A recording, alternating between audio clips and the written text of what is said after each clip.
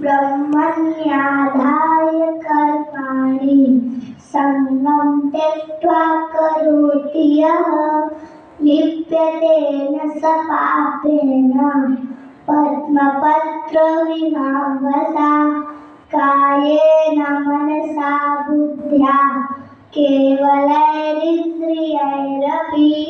योगिनः कर्म कुर्वन्ति संगं त्यक्त्वात्मशुद्धये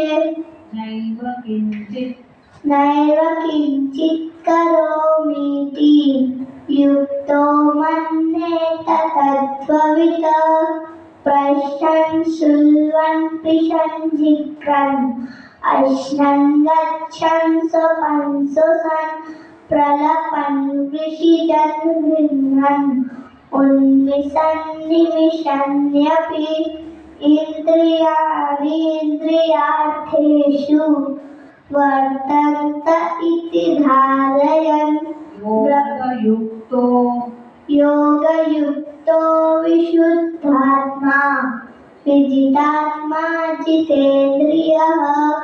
सर्वभूतात्मा भूतात्मा कुर्वन्नपि न लिप्यते यस्साङ्ख्यै प्राप्यते स्थानं तद्योगैरपि गम्यते एकं साङ्ख्यं च योगं च यः पश्यति स पश्यति सन्न्यासस्तु महाबाहो दुःखमाप्तुमयोगतः योगयुक्तो विशुद्धात्मा विजितात्मा जितेन्द्रियः ज्ञेयः स नित्यसन्न्यासी यो न द्वेष्टि न काङ्क्षति निर्द्वन्द्वो हि महाबाहो सुखं बन्धात् प्रमुच्यते सन्न्यासः कर्मयोगश्च निःश्रेयसकरानुभवः तयोस्तु कर्मसन्न्यासात्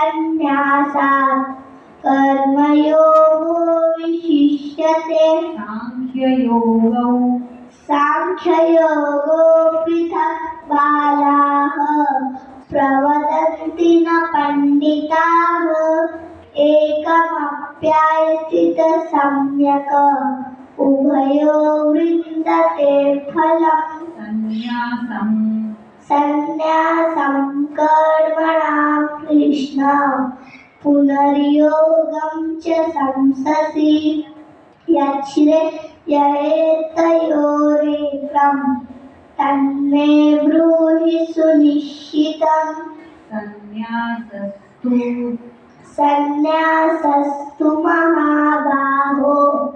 दुःखमाप्तुमयोगतः योगयुक्तो मुनिर्ब्रह्मा न चिरेणाधिगच्छते हरि ओम्।